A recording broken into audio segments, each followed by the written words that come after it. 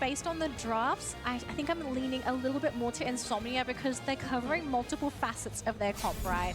They have that front line, they have a way to protect their backline attacker, they have the secure and the Blaziken as well, they have scalability, so they're not locked into one particular strat where if you lose, then all of a sudden you don't really have any plan B. They've got multiple plan Bs here for Insomnia, but for CACM, you can tell their comp thrives in that mid game, especially if you can get that Aegis online at a suitable timing, because if Aegis is allowed to go absolutely ham and dive those back lines uncontested, you can run away with this match. But is the On-Edge going to be given that opportunity? Because look how fast Insomnia is already playing. They've already heavily pushed that top lane. Yeah, they pushed the top path, doing a split central area. As we can see, Mew has that red buff only. And on that mini-map, they've decided to leave both of those wild Pokemon behind.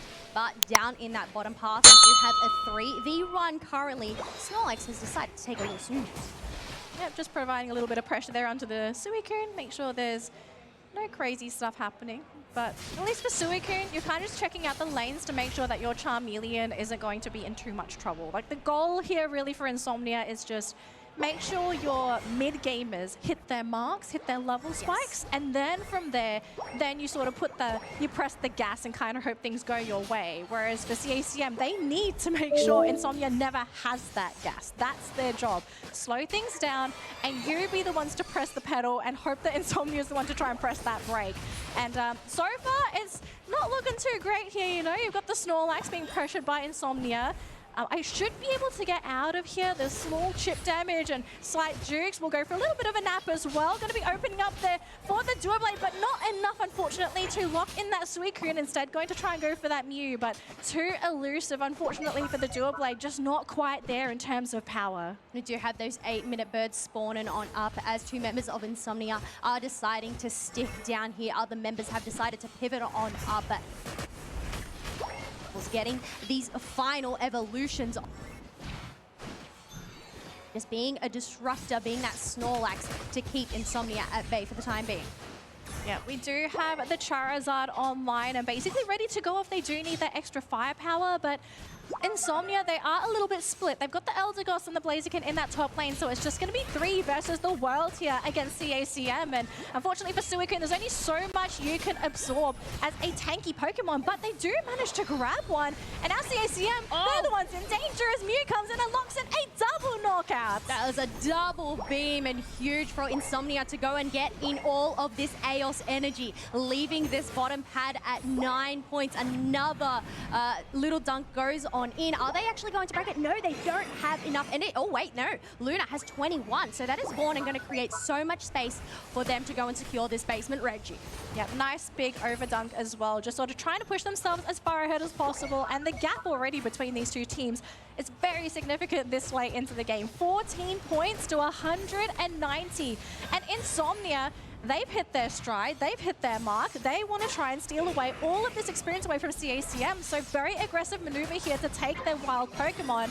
And for CACM, if they can try and get some pickoffs here, that would be a great way for them to get some of that complementary EX experience to bring them back into the game. But you can already tell they are really struggling to find these openings because their diver, there's Aegis Slash, he's being jumped on and was forced to use the eject button on the way back, but it looks like a fight will be breaking out here with the Regieleki pulling into that lane, and it doesn't matter what CACM does because they just don't have enough power, they don't have enough health, they just can't stop Insomnia. No, aggressiveness is the name of the game for Insomnia, taking away CACM Central wild Pokemon along with both of those first objectives, leaving this tier 2 on 13 points. They're unable to break it with not enough Eos energy on hand. Oof. And Mew, even with a Unite move, is not able to escape. But 14 points, 277 so far in favor of Insomnia.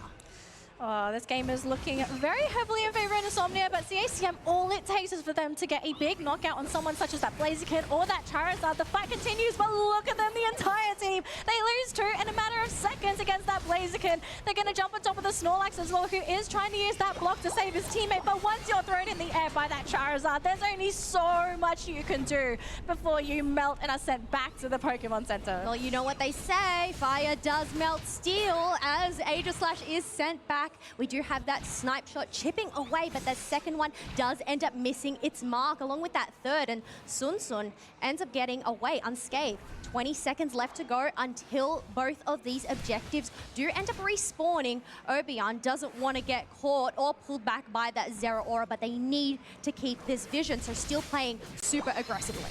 I think this is a great play for Obuyan, really. If the team can continue to play this far forward, they will always know where these players from CACM are, and they'll be able to always try and get these knockouts. Now, things are looking a little bit bad in that bottom lane because they did manage to find that Charizard thanks to the Aegis/Unite. They're going to keep on going. Blitz Assist as well for the extra boost and damage. They get a second knockout. They'd love to grab a third here onto that Mew, who tries to use the Surf to delay the scores. And coming into the back, we have the Inteleon, who's trying to do the best that they can to try and burn through these health bars on Insomnia, but now they're looking a little bit too tanky, and I think the team, they're slowly starting to run out of gas, and here comes the Charizard as well. It's time to leave, but are they just sticking around? I guess they didn't have a choice. They didn't have a choice. They managed to wipe them out. So even then, despite them getting that win, they are just going to go focus on this Registeel. But Blaziken with the 4 KO streak for their squad. And look at this. All this distraction down in that bottom path. Regieleki ended up getting secured by Insomnia as well, but it is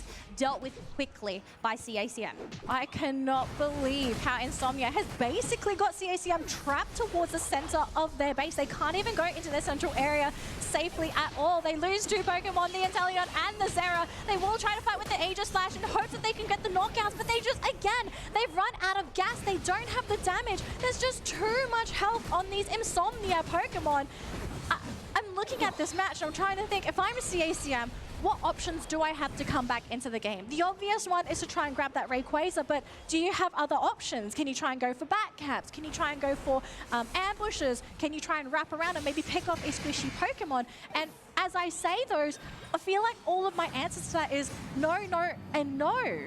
Oh, it is really tricky, and I'm glad we are not in that position to make those decisions. But it's as so you tough. mentioned, it's no, no, no, no, because Insomnia seem to have all of these bases covered. They're managing to scatter around the map, but managing to regroup together when it's necessary as well. Okay, Insomnia, they've got to be careful here because we're still 30 seconds out till that Rayquaza, and we've seen a few times in the past. Team is getting a little bit too aggressive at this point into the game. If you start losing Pokemon here and you give that experience away, this is probably one of the worst times to give that opening to your opponent. So wow. Insomnia, they are going to stick around. They do manage to get one little pick off there, so numbers advantage in favor of CACM. Looks like the Regieleki, though, will be secured by Insomnia. So CACM, they'll either have to deal with that or they'll just have to leave it and get ready for this Rayquaza fight, which is just about to kick in, and Rayquaza is up, Kels. Rayquaza is up as we have CACM going in for the rip, but it looks like they're the ones that are getting shredded on down. Charizard takes to the skies, but it ends up being Snorlax to get the secure, and this is CACM's chance to try and make a comeback if they're able to salvage their shields, and Aegis Slash still has a shield after that 2 KO streak, but it's 148 to 310. Do they have enough gas in their tank to try and take the lead with 1 minute and 30 left? 4 points! They finally put themselves in the lead. Oh, thank goodness for that Snorlax to secure that Ray, but it's not over yet, Kels. All it takes is a micro dunk for things to potentially shift in the way of Insomnia, and I think for CACM, they're kind of realizing this. I'm pretty sure the team has done the math and realizing if they make a small mistake now, if somebody does a little micro dunk, things could go in their favor. But no, we do have another dunk, another 100 points going in the way of CACM. So now the game is basically locked in unless Insomnia can fight their way through and do some big dunks, which is very possible now. 20 seconds, 17, and 30 seconds on 3 of CACM's Pokemon. It's up to the Zera and Inteleon to defend this 5-man push. Yeah.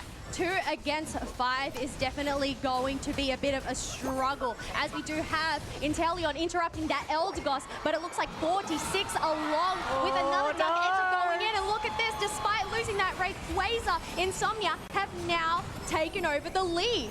They've taken over the lead, and now because of this, I don't see a way for CACM to basically leave their home base. They have completely been controlled, overwhelmed, and in a moment where it looked like CACM were about to be able to take this game number 1 off of what was an incredibly difficult early game, Insomnia, they find that opening yet again. They notice that, okay, CACM, they've scored their points, their shields are gone. They've stuck around. They stuck around. It just goes to show, even if you lose a Rayquaza, there is still chances to make a comeback. And the way Insomnia gathered together towards that bottom tier 2 pad and just went all in, as you mentioned, pedal to the metal. Doesn't matter if they don't have any more gas, because they were just rushing on forward. And there's a major sigh of relief, right? It's like, oh my gosh, guys, we almost threw that game away. But they managed to make the comeback. So looking pretty happy going into game number 2. But on the other side, though, CACM, you can tell there's definitely a look of disappointment. I kind of think they sort of noticed that, oh, okay, guys, I think even though we got the Ray, maybe we got a little bit too overzealous. Maybe we should have backed up after we scored those points, because I kind of feel like they stuck around after they scored the points. But I'm not 100% sure. I'd love to hear your thoughts on this, Kels. Do you feel like they needed to stick around there, or could they maybe have backed up a little bit sooner once they got that score in the top lane? The thing is, given how close in points it was after those first dunks, it was only a 4-point difference. So obviously, just trying to make it more difficult for Insomnia to make a catch-up. Zero Aura, I think, made the right call. Still having 50 points on hand, Zero, going in and getting that 100, but that does mean you know, they end up giving up that position there. But there we go. Usakazu, the Blaziken, the MVP of this match there, with 105,000 damage dealt. Wow, we definitely heating it up here. Yeah, those are numbers you only pull out on a Blaziken if you're farming health bars, which is basically what we saw for the first 8 minutes of that game. But Insomnia, I think just looking at this matchup alone, sure, there were